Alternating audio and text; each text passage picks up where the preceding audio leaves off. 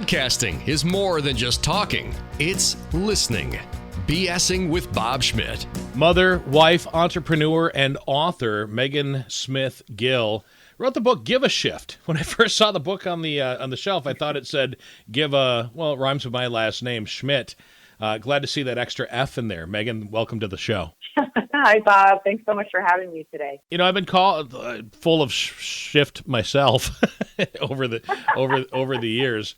How did you come up with your playful title? You know, the book is a story of self-transformation. And really, when someone is looking to take their life to the next level, it really is a double entendre, right? You really do have to shift your way of thinking and shift away from many of your old beliefs to allow the transformation to occur.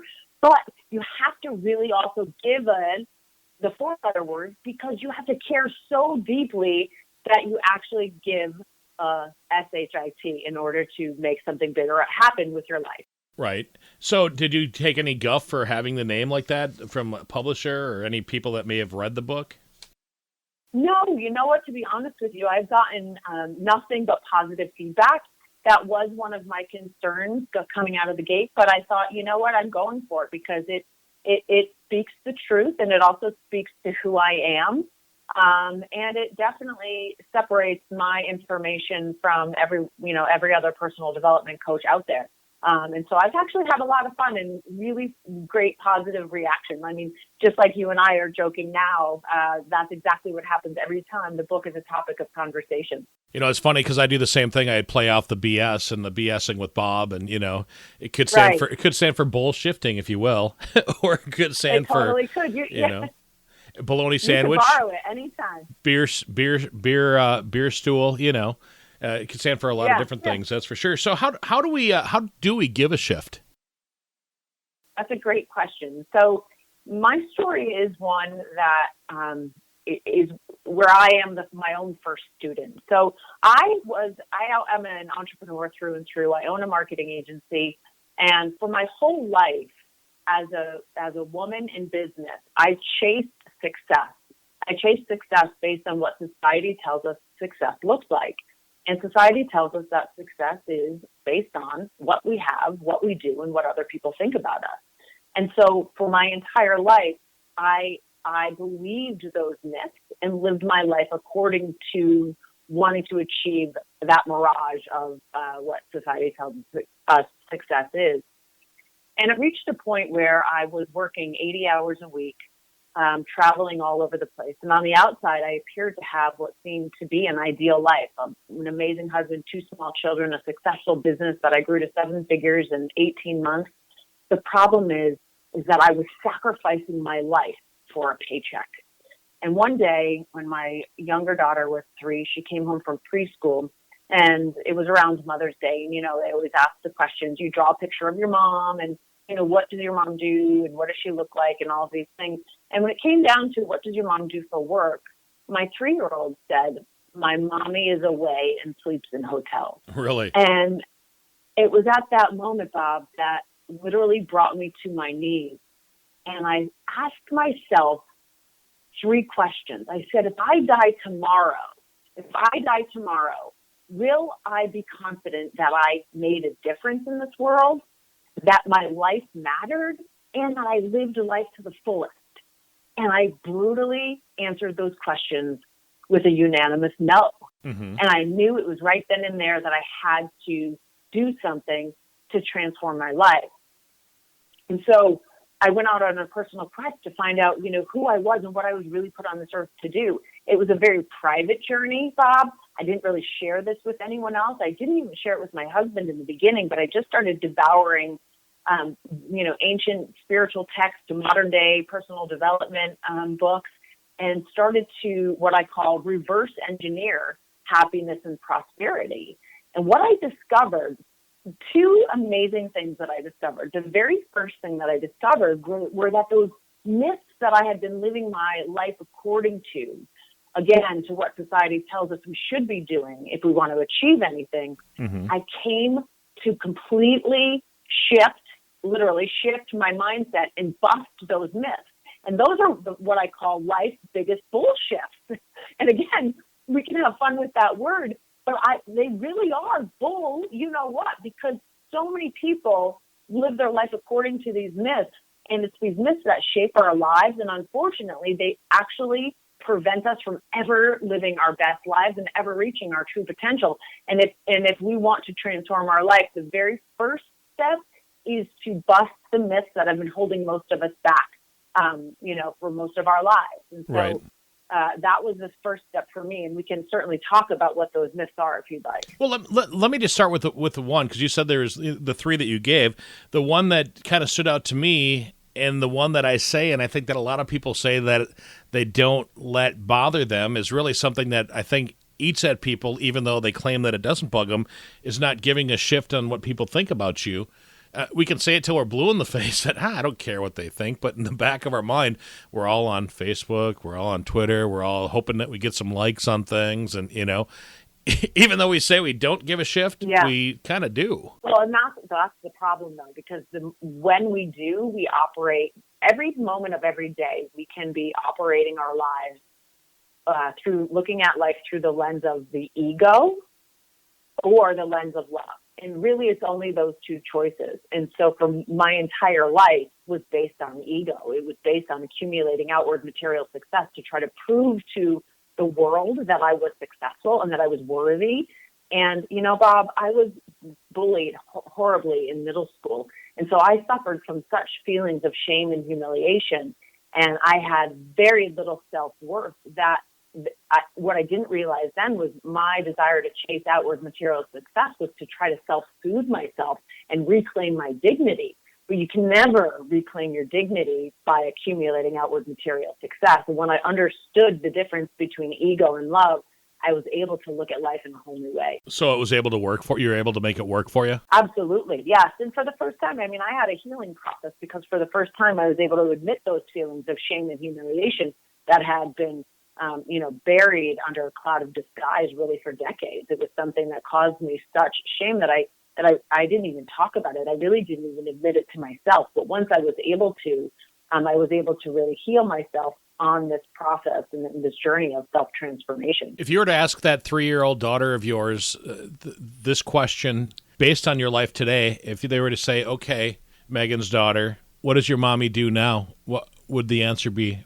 She would say that my mommy teaches people about love and the universe, and she is home all of the time. And that's one of my greatest joys is that I actually get to be a mom now.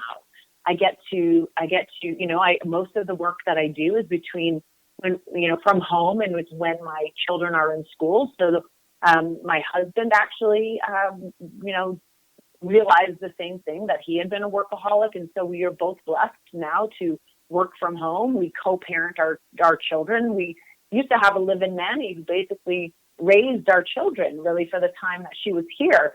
And for the first time, we are co-parenting. We are actually raising our children. We put our children on the bus.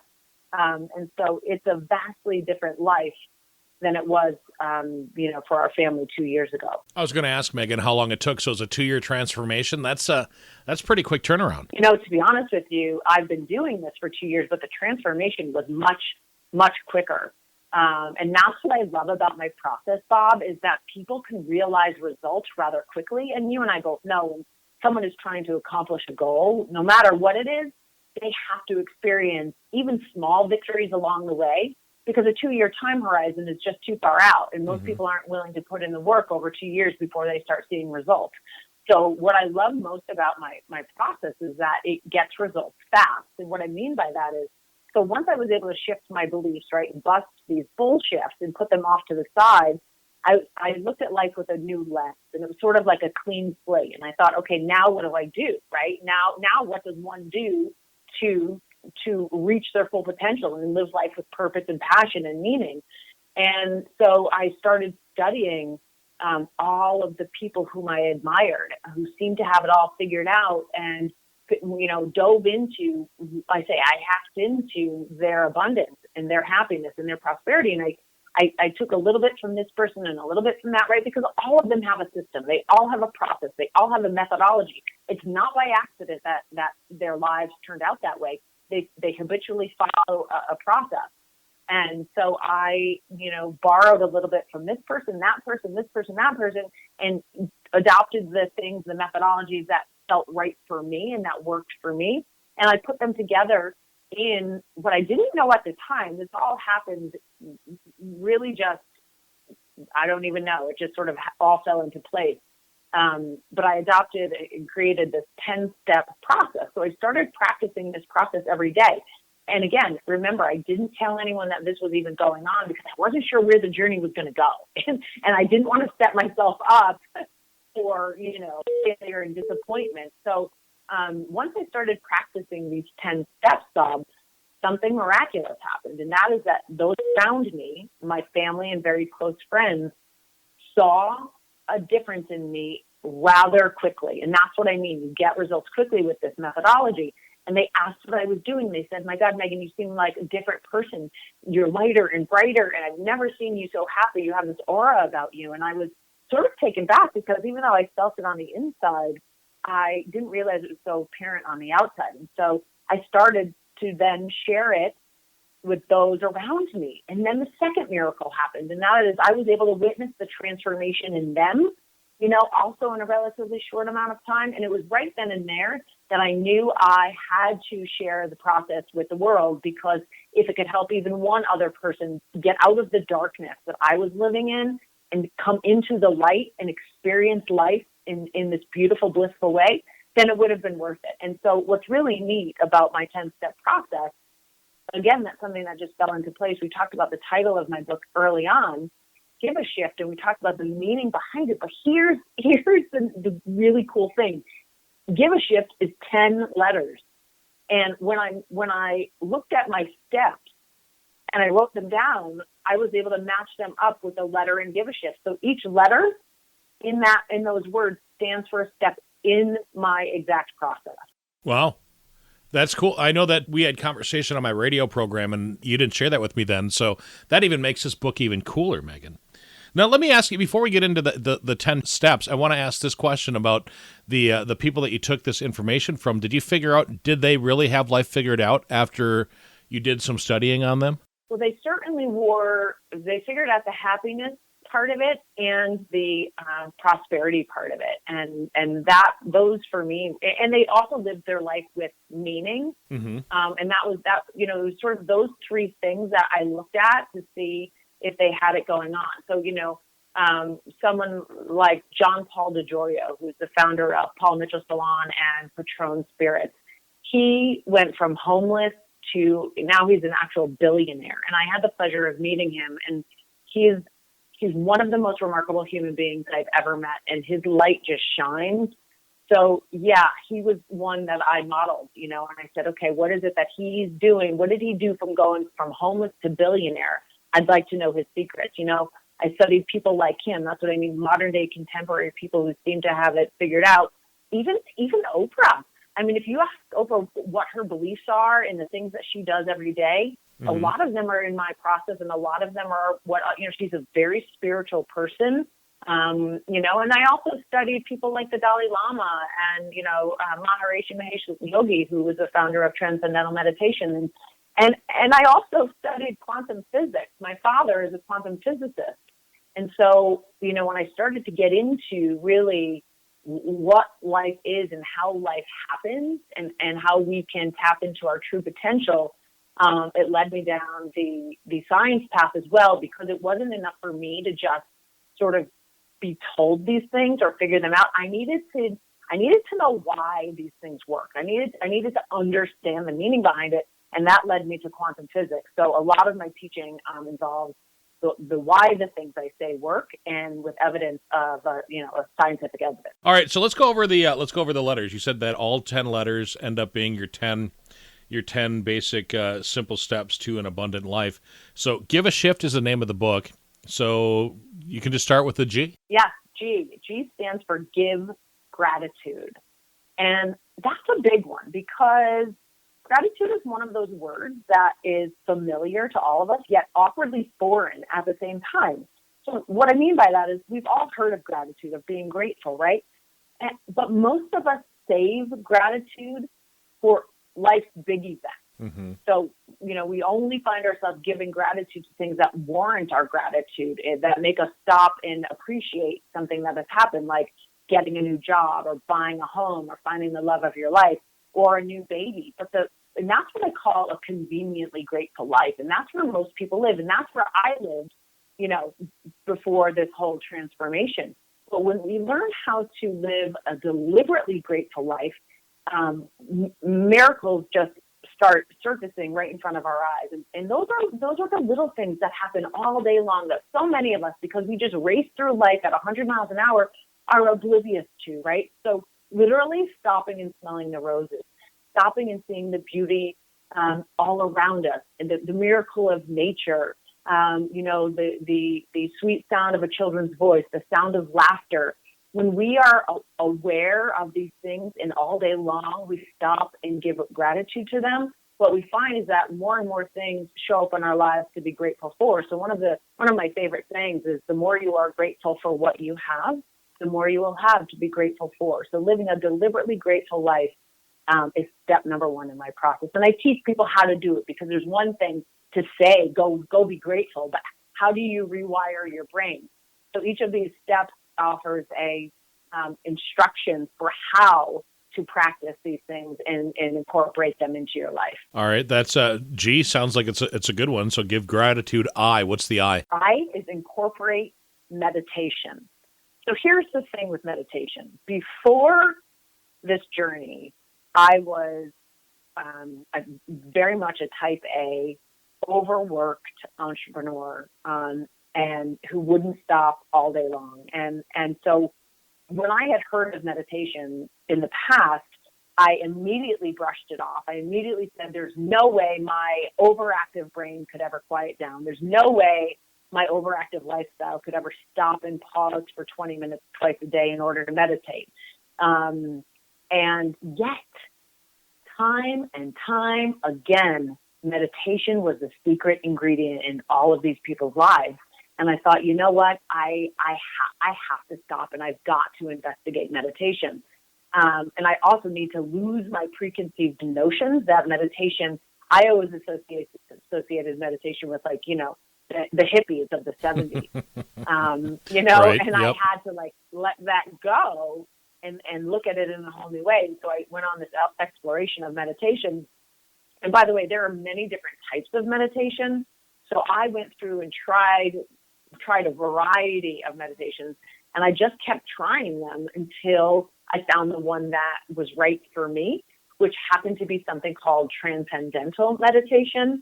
And it is like my magic wand. Transcendental meditation is literally like a magic wand that I have in my tool belt, and I can pull out whenever. I meditate twice a day religiously, 20 minutes in the morning, 20 minutes in the evening, and it has been one of the very best things I've ever done.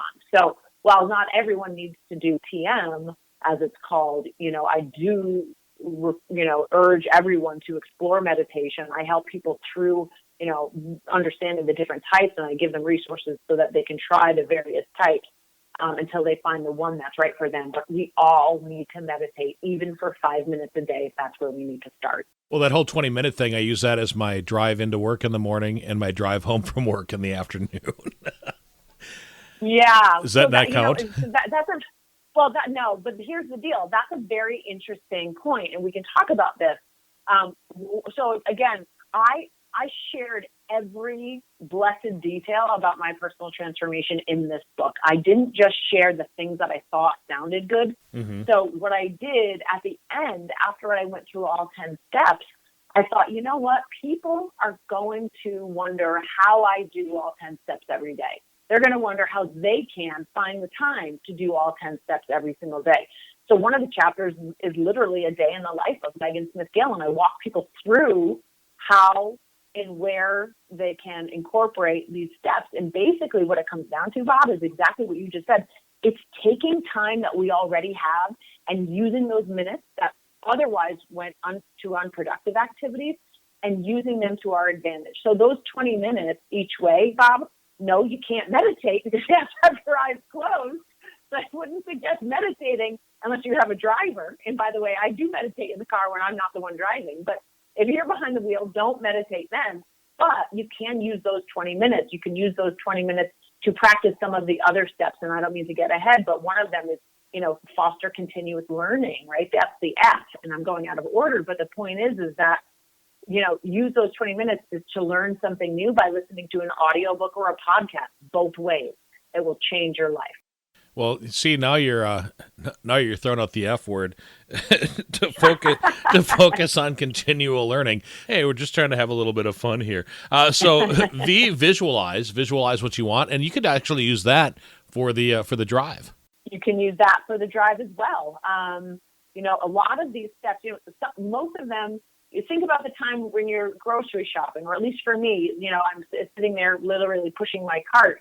I'm mindful of some of my steps. I practice them while I grocery shop. I practice them while I am running the kids back and forth to activities, right? I practice them in the shower. I mean, we all shower for 10, 20 minutes every day. And most of us do what in the shower? If we shower in the morning, we fret about what we need to do that day. If we shower in the evening, we look back on our day and fret about all the things we didn't get done. And so rather than using those minutes to, manifest negative experiences, I help people use those minutes to their advantage so they can do their gratitude ritual in the shower, or they can do their visualizations, or they can do their affirmations. But the best part about my process that everyone loves is that aside from meditating, which is, a little bit of extra time, every other step can be incorporated into time you already use. You're just not using it in the most productive way. Interesting. So we got GIV.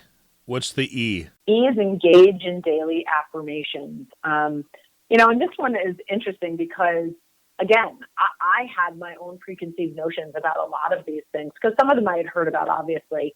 And affirmations was one of those things. I don't know if it was because of, what was that, Saturday Night Live? Yeah, where yep. Isn't it Stuart Smalley? Gosh darn it, I'm the best me that I can be. Blah, blah, That's blah. right, right. And I was like, you know what? I'm a successful businesswoman. I have a master's degree. I'm not going to engage in something as silly as affirmations, right? I like food affirmations.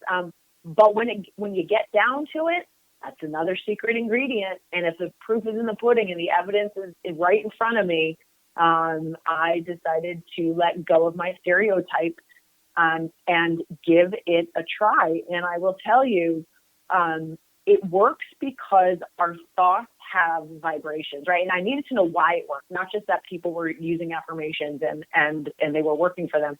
But the reason they work is because thoughts have a vibrational frequency. Everything in the universe is made of energy. And so even your thoughts carry a vibrational frequency. And the two most powerful words are I am. And it's all over, ancient spiritual texts. It's in, religious texts. But the words I am signal out to whatever you call that intelligent power that created everything. Use your own word for it.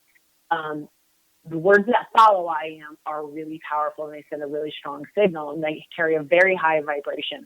And so that's why affirmations work. So when you start saying things like I am whatever it is that you want to be, not only are you resonating the vibrational frequency, but you're telling your subconscious, right? You're changing the paradox. So many of us have this paradox that we're not even aware of that's buried in our subconscious that is literally like a program that was handed down to us by our parents and through our environment that we were raised in. And usually it's pretty set in stone, by the time someone is 5, 6, 7 years old. So when we grow up, we're not even aware of these paradoxes. And so affirmations work to change the paradox that's buried in your subconscious.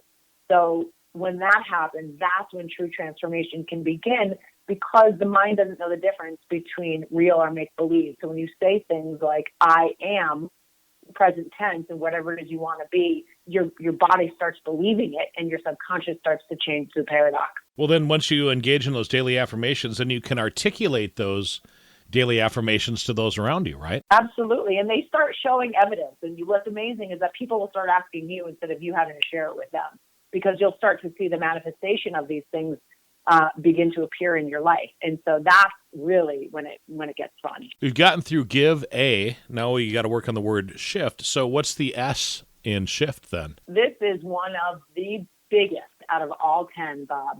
And the S stands for stop the negativity. And when you think about it, that is something that all of us should learn how to do, because we are, as a society, inundated with negative experiences all around us all day long. And the problem is that because we are inundated with negativity, we become immune to it, so that we're not even aware of its presence. It's sort of just like we accept it and without even realizing it. What I teach people about negativity is a couple of things. First of all, when I say that, what do you instantly think of when I say stop the negativity? We must do what? It must be complaining about something or sad about something. Is that what you're getting at? Yeah, well, most people think of negative media when I say that, right? And so well, see, I work for the media, so I don't think of it as negative media. And so most people think they need to, shut off the negative news programs that maybe they were watching that draws so many people in, right? It's sort of like it draws us in. But negativity is more than just negativity in the media. And you're right, it's exactly what you said. It comes in the form of judgment of yourself or other people, complaining, criticism, all of these other things. And so I take people through what I call a negativity assessment, and I have them monitor the negative experiences that they either come into contact with or that they're responsible for creating themselves over a 1-week period. And listen to this. It is not unheard of that most people record a number of around 1,000 negative experiences per week that they were previously unaware of. And so when you're surrounded by or responsible for creating that much negativity, there's no way you could ever reach your full potential and live your best life, because you're just going to stay in that negative space. No matter how hard you work, you will be unable to break through if you keep, surrounding yourself with negativity. So that's the S, and that is a really important step. Well, that sounds like a huge step there, Megan. So in order to stop the negativity, if you turn that frown upside down, I'm pulling out cliches, but I'm assuming then the next thing is to help others overcome some of that stuff? Yeah, good job. Perfect way to, segue into the H, which is help and serve as many people as possible. So, a lot of what I share in this book is the good, the bad, and the ugly about my beliefs, like I've alluded to, and some of my false beliefs and the way I used to live my life and what my priorities were versus how they are today. So, I never prioritized helping and serving. Was I kind? Yes, but I was kind on my time. I put myself first, right? And I would help others only when time allowed. And what I've come to discover is that when you put other people before you and you focus on giving, the universe responds in magnificent ways, and you get more than you ever could have if you put yourself first. So helping and serving as many people as possible not only helps them, but it helps you too. You're not the first person to say that. Most successful people that I've talked with, Megan, say the exact same thing. And it's true. They say it because it's true. Absolutely 100%. And I didn't realize it and did not live my life that way for many, many years. But it has been a secret ingredient that has helped completely transform my own life. So I know its power. The next letter is I. What does the I stand for? I stand for invest in intentional thought. So what I didn't realize, that I realize now, is that our thoughts literally shape our reality, right? One of my favorite quotes is from Buddha, and he said, what we think, we become. And I was not aware of that. I sort of was the type of person that, as long as my actions were appropriate, then I thought it mattered little what I was thinking on the inside. But I had no idea that our realities, our present reality, is the result of our past thinking. And when we can truly understand that, we can truly understand how our thoughts can create any life we want. When we know how to use them to manifest what we hope to achieve, rather than just allowing our thoughts to sort of control us, day in and day out. So it's kind of like those positive affirmations kind of coming back in and working toward your future then with those affirmations. Right, exactly. They all go hand in hand, but thoughts become things is something that if your listeners could just walk away with one phrase, That would be the magic phrase. Thoughts become things. And again, it's something I paid little attention to in the past. And, I juxtapose that with the saying, if you don't have anything nice to say, don't say anything at all, right? We were all raised to believe that that's true. But the problem with that is that makes us think, and again, that's that paradox that I'm telling you is buried deep within all of us that we have to change. But that one implies that it doesn't matter. It's okay if you think the negative thing as long as you don't say it out loud, right? That's what those words of wisdom that our mother and our grandmothers told us. But that's just not true, because it's really at the thinking level that produces our reality. Interesting concept there. We talked about the F word earlier, but let's hit it again so that way we know that we're kind of in that same give a shift. The F in the shift is what again? The F word is foster continuous learning.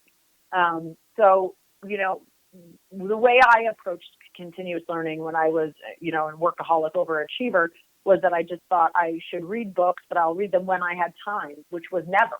So I would start a couple of books and get one chapter in and never finish them because I was just, too busy to possibly read. But learning something new every single day is such a key to success, and it's something that all abundant, affluent, prosperous people do, and they make a commitment to it. And so I discovered the beautiful world of podcasts and audiobooks. And so a lot of that time that goes, used to go unused or wasted to, thinking and fretting about all these other things, I now take advantage of.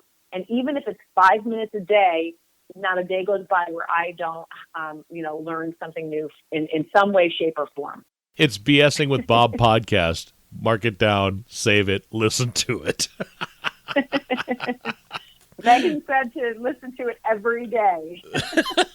And then transmit feelings of love. What do you mean by that? Yeah. So love is, again, sort of like gratitude. It's one of those words that we all know, we're familiar with. But the problem is that we don't really take the time to understand its true power. And so it's one of those words that is both overused and underused. And so let me tell you what I mean by that. Overused in that the word love has become synonymous with, like a lot. So I love that shirt. I love this food. I love that flower. I love all these things. And that really means like a lot. So we say it all the time, but we don't say it in the way that it's supposed to be used. And so it's overused in that respect, but it's underused because when it comes down to offering feelings of love, Bob, we are so guarded. We feel like most people feel like there's this, limited supply of their love that they can only give to certain people who are worthy of deserving it. And what I want everyone to understand is that literally love truly does heal all. And it begins with learning to love yourself, which is something that I had to learn to do. And when I was able to admit those feelings of shame and humiliation, learning to love myself was the very first step. Once I loved myself through and through, I then had the power to love as many people as I come into contact with. So literally all day long, I'm offering feelings of love to complete strangers. If I'm driving a car and I see someone walking, I offer feelings of love to that person because it's one of the highest quality vibrations you can ever put out into the universe. There's a book that I love called Power versus Force by David Hawkins. And in it, he can calibrate the energy, the vibration of all sorts of things, whether they're emotions like love or feelings, but also books, also people. It's a fascinating read. And one of the things that he has determined is that one person vibrating on the frequency of love, which is, again, the highest level you can calibrate at, has enough power to overcome the negative vibration of 750,000 people. If more people knew of love's true power, then we could collectively and literally change the world. And, it sounds grandiose and it sounds pie in the sky, but it can happen. And that's literally my goal, is to raise the consciousness of the planet. And love is really the only way to do it. Megan Smith Gill, author of Give a Shift.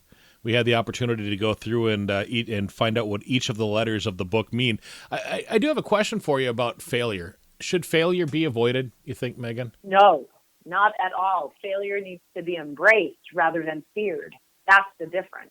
Failure is nothing more than you being one step closer to your full potential. It's part of the journey. I mean, even negative experiences that you encounter, no matter how painful you think that they are, there's something in there that there's a reason why that happened. It's something you're supposed to learn from it. I mean, in the beginning of my book, I have a thank you letter to my bullies. It literally says, dear bullies, thank you. I want to take this time to tell you how appreciative I am of the experience that happened to me, because looking back, I'm now able to see it has led me to be in a space where I finally am living a purpose-filled life and making a difference in this world and having a blast doing it. I would never have gotten here had it not been for that experience. And so failure is something that needs not be feared, but rather people should look for the hidden opportunity in the failure and look at it as them being one step closer to